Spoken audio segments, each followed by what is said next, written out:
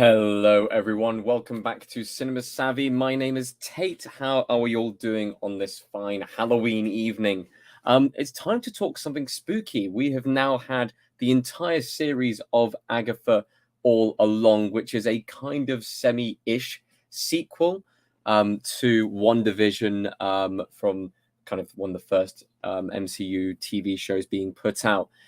We have Kathryn Hahn returning to the role as Agatha Harkness, as she goes on a quest to regain her freedom, regain her power, and uncovers the truth and the trials of the Witch's Road. It's a fantastic show, and I'm going to be talking about it today. But I mean, I'd like to hear what you think, okay, about this show. So please comment below down with exactly what you thought about the show. Did you enjoy it? Did you not enjoy it? I think the general theme of it has been that people have enjoyed it, but you never know. You might get some people who who disagree with a few things. I mean, I liked all of the episodes. There was parts of like the last episode that I wasn't a big fan of, but we're going to go through it all today. So please comment down below and tell me your thoughts on Agatha All Along, and make sure that you like, subscribe, do all of the other things as well, and follow us on all of our social medias through the Linktree link in the description as well. So where to begin? I guess we start with what we were left over with the state of WandaVision. And I'll keep this spoiler free to start off with, and then I'll move into spoilers so that people can kind of keep track and they can kind of make their judgment on whether they want to go watch this show or not. I know everyone in the comments has probably already seen it, but it's worth kind of, making sure that a few people catch up on this first. So at the end of WandaVision, we were left with Wanda regaining her powers, grieving over the loss of Vision, and also being kind of struck with the idea of the fact that her two kids were probably not going to exist very soon. That's kind of where we were left off. Agatha had her powers stripped and was kind of set into a loop of living in the town, and the town kind of were told to just go along with it. I thought WandaVision was fantastic when it first came out. I think it was one of the strongest MCU shows from those early days. I still think it holds up. I rewatched it last year once again, and I really enjoyed it. It's one of those where the mystery behind what was going on and the different TV shows really fit into the theme. And I mean, if people have seen the trailers, this immediately goes in straight away and has that kind of continuation of different eras and different TV shows playing a part in the first episode at least. Once we get into the actual show itself of Agatha All Along, it really is Kathryn Hahn just hamming up the screen time, which I absolutely adore, as the kind of spellbinding, wickedly evil, but also quite fun to watch character of Agatha, creating a coven to go down the Witch's Road. All of these things may sound like complete gibberish to some people, but I really, really enjoyed it. We get some new cast members coming in, of course, as there is a coven now, a bunch of witches working together to have a common goal. We have Joe Locke, who was famously in Heartstopper, a very good young British actor. We have Sashir Zamata, who plays Jennifer Cale. We have Ali Ahn playing Alice Wu Gulliver. We have Patti LuPone playing Lilia Calderó. And, of course, we have the return of Deborah Jo Rupp as Mrs. Hart. We also get a very interesting, very interesting role played by Aubrey Plaza, who I enjoy in every single project she's in. She seems like a very sadistic but also fun character. I remember watching her in Parks and Rec as Rio Vidal as well. And I mean, the basic premise of the show is just that. They go down this road, which is a bit like the Wizard of Oz road, but evil, dark, and twisted. And their entire aim is to get something at the end of it. Agatha is the only person in the show, or in real life, apparently, that has completed the road and got her reward at the end. And as the show goes on, we get to see kind of these characters take on these different individual trials, which are all to do with witchcraft and the various different things that go with that. And it's quite exciting to see different forms of magic being shown in the MCU. So not just the kind of sparkly hands magic, more of, brewing potions, casting spells, expelling demons, and all of the things in between. So we get a wider variety of things there, and it is a show that really leans on that, leans on you kind of learning and understanding the way of the witches within the MCU world. And this is like a perfect guidebook to how all of them work, why you need different witches for different situations, how covens form, why you need a coven, and all of those different things. Whilst this is going on, Agatha is also being hunted down by the Salem Seven, which is a group of 7 witches who she stole power from, and they want to get revenge on her basically as they go. It's a brilliant, fantastic premise. It's pulled off really, really well. It's got some fantastic needle drops at the end of some of the episodes. I want to say, especially Billie Eilish's "You Should See Me in a Crown" is probably one of my favorite MCU TV show needle drops of all time. I know there hasn't been many, but that one really stood out as a real gut punch kind of wow kind of end to an episode. It's absolutely fantastic. It's dark, it's sadistic, but it's also cheesy as hell. It really leans into that kind of hammy acting and playing things up, and what you'd think of as a stereotypical witch, really playing up the cackles and the different casting rituals and the hand gestures and everything like that. It's so well acted and so well played. And the standouts, of course, you have to say Catherine Hahn is a standout because she was so good in WandaVision. It's why she got her own TV show, which went through so many different names. House of Harkness, and I can't remember what the other ones were, but it ended up with Agatha All Along, which is absolutely perfect for this kind of show and where it ended up being. I want to give special mention to Joe Locke as well, who plays a fantastic character as the teenager, which does get revealed later on, and we will talk about the teenager as we go. But a brilliant new character, really the only male character in the entire show, apart from the people in Westview. But plays it absolutely fantastically as a mysterious character who wants to get to the end of the road and wants to claim his prize, but also wants to join the coven and become a witch himself. Brilliant journey we see that character going on, and Joe Locke is just proving himself to be a fantastic young actor who will be utilized at some point in the future, I'm hoping, in the MCU. I also want to give a massive shout out to Patti LuPone, purely out of her, phenomenal acting in one of the episodes. There's one episode, all the episodes are kind of dedicated to one witch. Her episode is easily the best in the show, and it is absolutely fantastic, just mind-bending and just beautiful and brilliant. As the episode develops, we see that character develop more than any of the other characters in the show. Really loved it.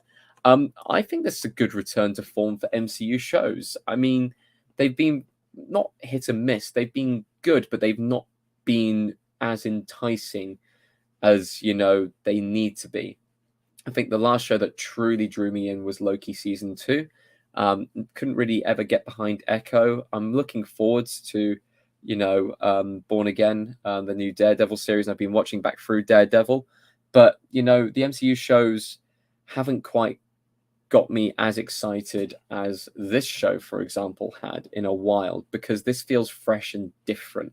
It feels like it's sending the MCU into that kind of area of the mystic, which is exactly what you'd want from a show which is all about witches, and especially from a show where the main kind of antagonist is an anti-hero. They are, someone who tortured Wanda and just was out there to make her feel so small in the world. So, having Agatha as that kind of psychotic main character, as that kind of anti-hero, it's brilliant. And like I said, everyone plays it so well. They all know the script. They all know kind of the joke. They all know what they're in for. So I cannot give this show enough praise. I thoroughly enjoyed it. I'll be watching it through again. Yeah, that's all I can say for that. Martin, thanks, Tayte. Hope all is well. I haven't seen any of the episodes yet, but love anything that Catherine Hahn is in. I just implore you to go watch it as much as possible, especially now, because this is your warning, everyone at home watching. We're dipping into spoilers now. Okay, so I'm giving you time now. That was the end of kind of the base review. Get your comments in. Have you seen Agatha All Along? Are you excited to watch it? And all of that. I'm giving this as a period of time for people to come through, and now we're going to talk about spoilers.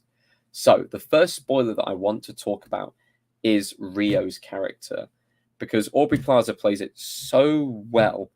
I kind of guessed who she might be, but it's very interesting that now's the time that they would introduce Death into the MCU. The original Green Witch, played by Aubrey Plaza, who plays it very seductively and very wickedly and very enticingly throughout the show, always with her smirks and, with her knife and all of that. It's a very interesting depiction. I haven't read too many Marvel comics. I've read a few of the kind of major ones like Civil War. I still haven't read Infinity Gauntlet. But I know that death is a major motivator within the Infinity Saga and originally in the comics. So Death kind of having that relationship with Thanos and Thanos wanting to please Death and getting the Infinity Stones is a very interesting motivation. The fact that we now have Death in the MCU as a character who can appear at any point is very, very interesting. I wonder how they're going to play that. I really do hope they don't just leave it with, the witchcraft and leave it with this show and just end it there. I really, really want them to play on it a bit more, because that is such an interesting character within the MCU, especially when you've had the Infinity Saga already. How is Death going to come into things when, say, for example, they go to Secret Wars, and all of the events that will happen with that? I think it'll be fascinating, very fascinating to see that moving forwards. Other than that, character introductions. Joe Locke, the teenager, is actually Billy Maximoff. Now, this was something that I also predicted a little bit, getting Billy Maximoff kind of back into the fold and introducing Wiccan, the character, who is definitely going to be in the Young Avengers and will definitely be utilized.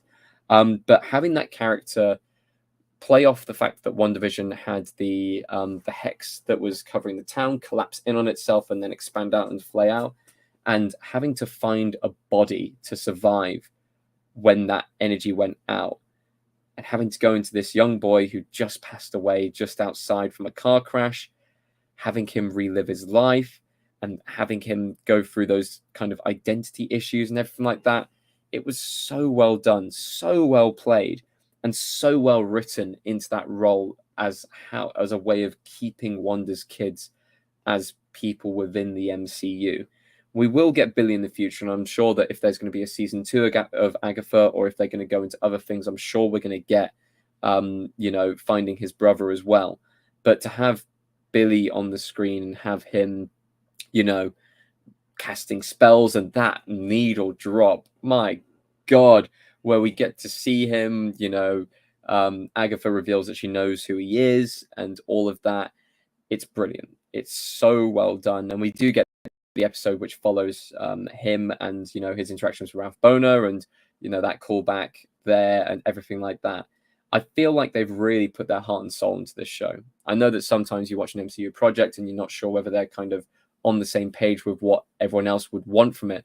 This is exactly what I was expecting from this show. This is kind of the campy kookiness that was going for it, but also the deep lore and intrigue that you get with the different characters, introducing new characters from the comic books into the MCU and getting them on the screen, getting them working together and having that common goal.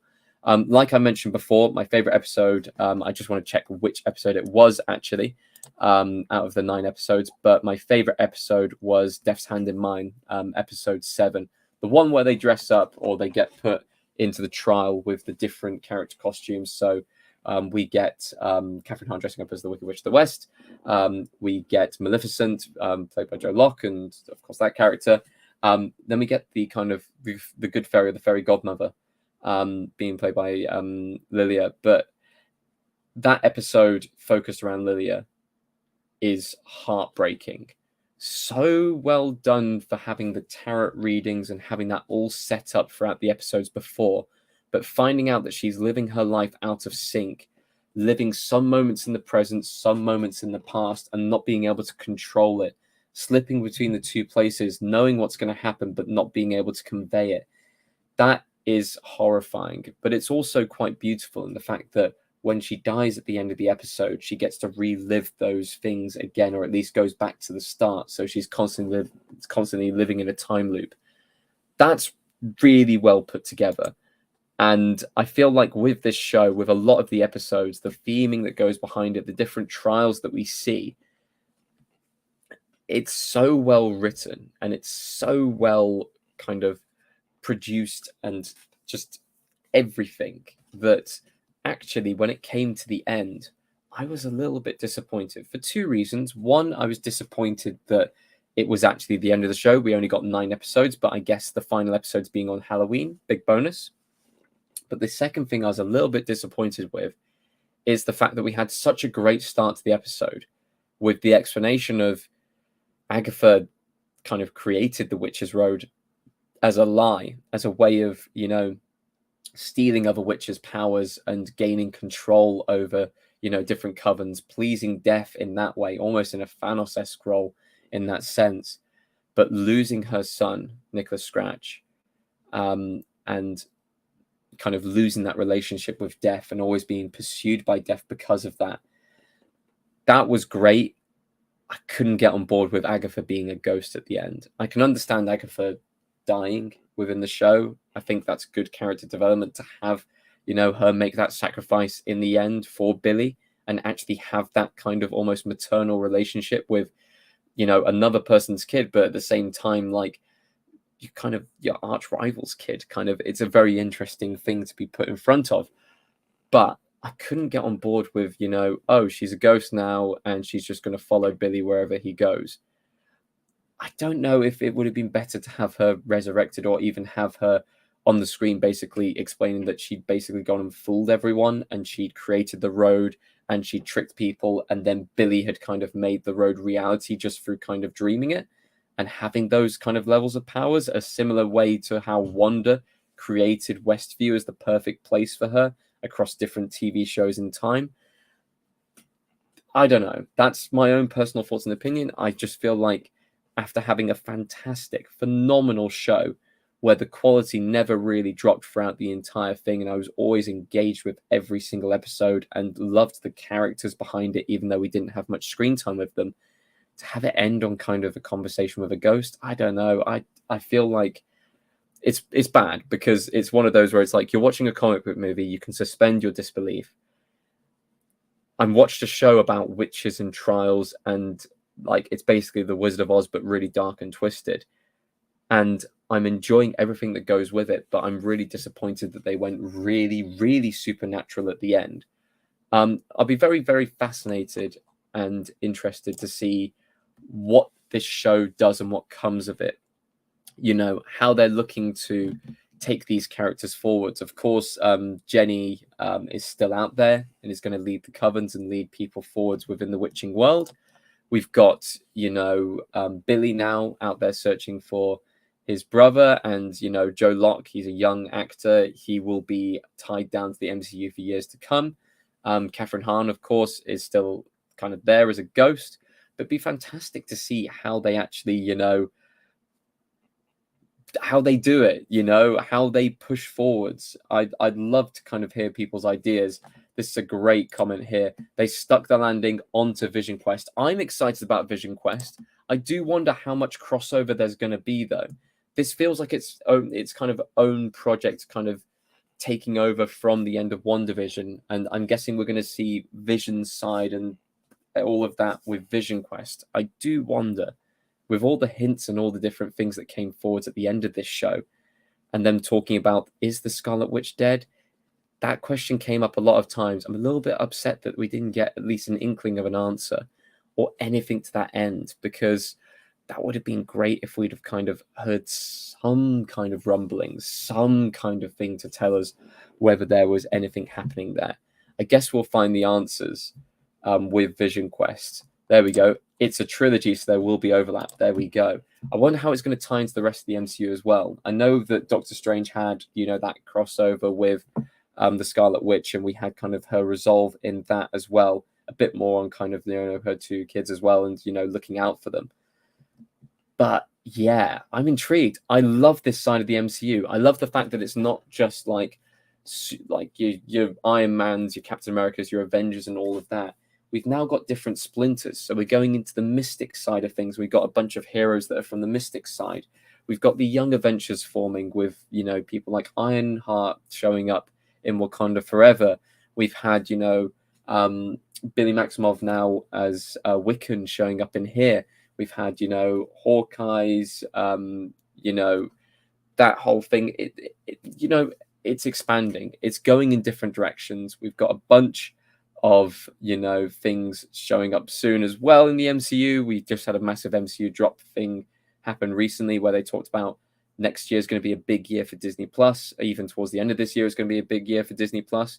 So I'm excited about everything that the MCU is doing at the moment, which is unusual because I feel like I had a bit of fatigue within the last few years. So thank you everyone for watching this review. I absolutely adored this show. I loved it. I'd love to discuss it more with people. So please leave comments down below. There we go. Wanda will return at the end of Vision Quest. I hope so. I love Wanda as a character. I want her back on screen with Agatha as well, because the tension between the two of them, especially throughout WandaVision, was phenomenal. Thank you everyone for watching. Once again, please comment down below your thoughts on Agatha All Along. Did you enjoy it as much as I did? I thought it was absolutely fantastic. It's one of the best MCU shows in years. Really, really well put together, really well acted across the board.